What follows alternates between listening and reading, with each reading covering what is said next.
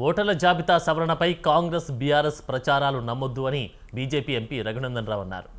అంటే నకిలీ ఓట్లను తొలగించే ప్రక్రియ అని దేశంలో ఇప్పటివరకు 11 సార్లు ఓటర్ల జాబితా సవరణ జరిగిందన్నారు.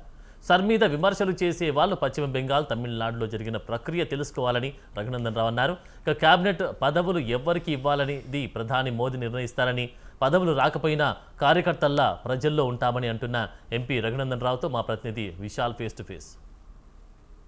తెలంగాణలో ఓట్లు తొలగించాలని చూస్తున్నారని సీఎం రేవంత్ రెడ్డి అన్నారు. ఇక సర్ మీద బీఆర్ఎస్ పార్టీ నాయకులు కేటీఆర్ సైతం కీలక వ్యాఖ్యలు చేశారు. కాంగ్రెస్ బీజేపీ కలిసి బీఆర్ఎస్ పార్టీ మద్దతు ఓట్లను తీసేయాలని చూస్తున్నారని కేటీఆర్ కీలక వ్యాఖ్యలు చేశారు. తన పార్టీ కార్యకర్తలకు కూడా ఈ సర్ మీద అప్రమత్తంగా ఉండాలని కూడా సూచించారు. ఇక ఇదే అంశం మీద మాట్లాడడానికి ప్రస్తుతం మనతో పాటు ఎంపీ రఘునందన్ రావు ఉన్నారు. వారిని అడిగి తెలుసుకుందాం. సార్, ఏం చెప్తారు సార్ తోటి ఓట్లను తొలగించాలని చూస్తున్నారని అటు ప్రధాన అధికార పార్టీ, అదేవిధంగా ప్రధాన ప్రతిపక్ష పార్టీ నాయకులు బీజేపీ మీద విమర్శలు చేస్తున్నారు. ఫస్ట్ కేటీఆర్ అనేటువంటి వ్యక్తి చదువుకున్నటువంటి వ్యక్తి, చదువుకున్న వ్యక్తిలాగా మాట్లాడాలని కోరుకుంటాను నేను. సర్ అనేది నరేంద్ర మోడీ గారి మానస పుత్రిక కాదు, భారతీయ జనతా పార్టీ వచ్చిన తర్వాత మొదలైన క్రియ కాదు. సర్ అనేది 100% ఎన్నికల సంఘం, భారత ఎన్నికల సంఘం అనేటువంటి స్వతంత్ర సంస్థ ఈ దేశంలో ఓటర్లని క్రాస్ చెక్ చేయడానికి వాడుతున్నటువంటి ఒక అంశం. మీరు దాన్ని తీసుకొని వచ్చి బీజేపీ ఓట్లు తొలగిస్తుంది. బీజేపీ ఎందుకు తొలగిస్తుంది? ఎన్నికల సంఘం తప్పుడు ఓట్లు ఏమైనా ఉంటే వాటిని తొలగించేటువంటి కార్యక్రమం చేస్తారు. దాన్ని ఎస్ఐఆర్ సర్ అంటారు. ఇది కేటీఆర్ లాస్ట్ టైం ఓటేసిన 2002లో కూడా జరిగింది. కేటీఆర్ గారు గుర్తుండాలి. ఈ దేశానికి స్వతంత్రం వచ్చినాక, ఈ దేశంలో రాజ్యాంగం అమల్లోకి వచ్చినాక ఇప్పటికీ 11 సార్లు ఎస్ఐఆర్ జరిగింది. మరి అప్పుడు చేసిన ప్రభుత్వాలు కాంగ్రెస్ వాళ్ళే చేసిర్రా? అందుకని కాంగ్రెస్ పార్టీ వాళ్ళు మాట్లాడినా, టీఆర్ఎస్ పార్టీ వాళ్ళు మాట్లాడినా మీరు గెలిచినప్పుడు మీరు ఓట్లు తొలగించి ఓట్లు యాడ్ చేసి అట్లా గెలిచిర్రా అయిందనేది ఒకసారి ఆలోచించి మాట్లాడాలి తప్ప ప్రజలలో కన్ఫ్యూజన్ క్రియేట్ చేయొద్దని చెప్తా ఉన్నా. ఆఖరికి వెస్ట్ బెంగాల్ మాజీ ముఖ్యమంత్రి సుప్రీంకోర్టుకు పోయింది. సుప్రీంకోర్టు కూడా సర్ జరపాలి అని చెప్పింది. నువ్వు జరపనీయకపోతే జిల్లా జడ్జిని పెట్టి జరిపిస్తాము అని చెప్పింది ఎస్ఐఆర్ని. ఇంకా అంతకంటే గొప్పగా చెప్పేదే ఉంటుంది. అక్కడ పశ్చిమ బెంగాల్ ప్రస్తావన తెచ్చారు కాబట్టి ఓటర్ల సవరణ తర్వాత పశ్చిమ బెంగాల్, తమిళనాడులో ఎన్నికలు జరిగాయి.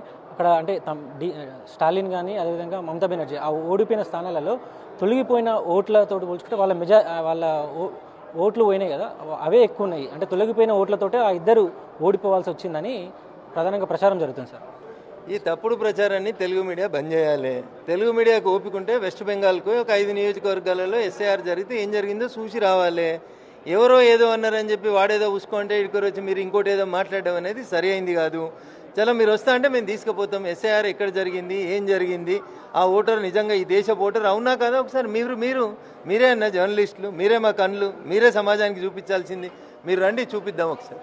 కేంద్ర కేబినెట్ విస్తరణ జరగబోతుంది. అంటే అందరి పేర్లు కూడా వినిపిస్తున్నాయి, మీ పేరు కూడా ఉంది కాబట్టి ఎలా సార్, ఎంతమందికి రాబోతున్నాయి? ఎందుకంటే టార్గెట్ తెలంగాణ అంటూ కూడా మీరు ముందుకు వెళ్తామంటున్నారు. మంత్రివర్గానికి సంబంధించి I don't have anything to comment. అది పూర్తిగా గౌరవ ప్రధానమంత్రి గారి విచక్షణాధికారం. కాబట్టి నీ పేరుంది, నా పేరుంది, పక్కనున్న పేరుంది, ఇవన్నీ తప్పుడు వ్యాఖ్యానాలు. పూర్తిగా కేబినెట్ ఎక్స్పాన్షన్ అయ్యేంత వరకు దాకా ఎవరికి ఎట్లాంటి సమాచారం తెలియదు. అది సీక్రెట్గా ఉంటుంది, కాన్ఫిడెన్షియల్గా ఉంటుంది. అది ప్రధానమంత్రి గారి ప్రిరాగేటివ్ కాబట్టి ప్లీజ్ వెయిట్ ఫర్ ఇట్. అంటే కేంద్ర మంత్రి పదవులు వస్తే అంటే ఒక 3 నుంచి 4 ప్రశ్నలు 2 ఉన్నాయి. అది ఆ సంఖ్య పెరిగితే అది మీకు పుంజుకునే అవకాశాలు ఉంటాయా ఉండవు సార్? ప్రజల మధ్యలో భారతీయ జనతా పార్టీ ఉంది. దురదృష్టం ఏంటంటే కొన్ని మీడియా సంస్థల మధ్యలో భారతీయ జనతా పార్టీ లేదు. మేము కోరుకుంటుంది ఆ మీడియా మిత్రులందరూ కూడా కొంచెం లైలాన్ చూడాలంటే మజ్ను కళ్ళతో చూడాలి. మా కళ్ళతో చూడుర్రి, ప్రజల కళ్ళతో చూడుర్రి.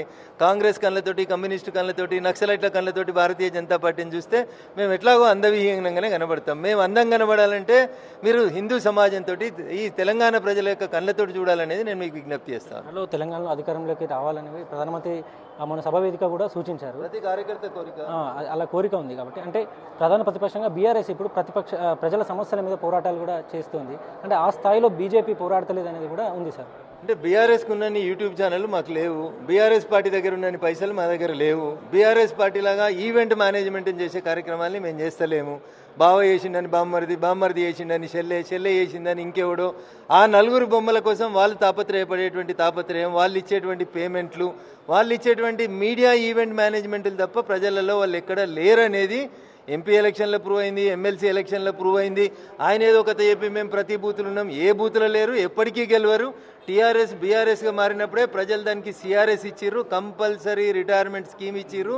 ఇక నువ్వు కోలుకోవు, నీ వల్ల కాదు అనేది కేటీఆర్ గారు అర్థం చేసుకోవాలి. ఆ ఫ్రస్ట్రేషన్లో ఆయన ఏది పడితే అది మాట్లాడుతూ ఉన్నాడు. ఇది దురదృష్టం. Thank you. సుప్రీంకోర్టు సైతం సర్ ప్రక్రియను మద్దతు తెలిపింది. సర్ జరగాలని కూడా సుప్రీంకోర్టు సైతం సూచించింది. ఇక డూప్లికేట్లు ఓట్లను, నకిలీ ఓట్లను తొలగించేస్తే అధికార పార్టీకి, అదేవిధంగా ప్రతిపక్ష పార్టీకి ఇలాంటి ఎందుకు ఇబ్బందులు వస్తున్నాయని ఎంపీ రఘునందన్ రావు అంటున్నారు. కెమెరామెన్ కృష్ణతో విశాల్, స్వతంత్ర టీవీ.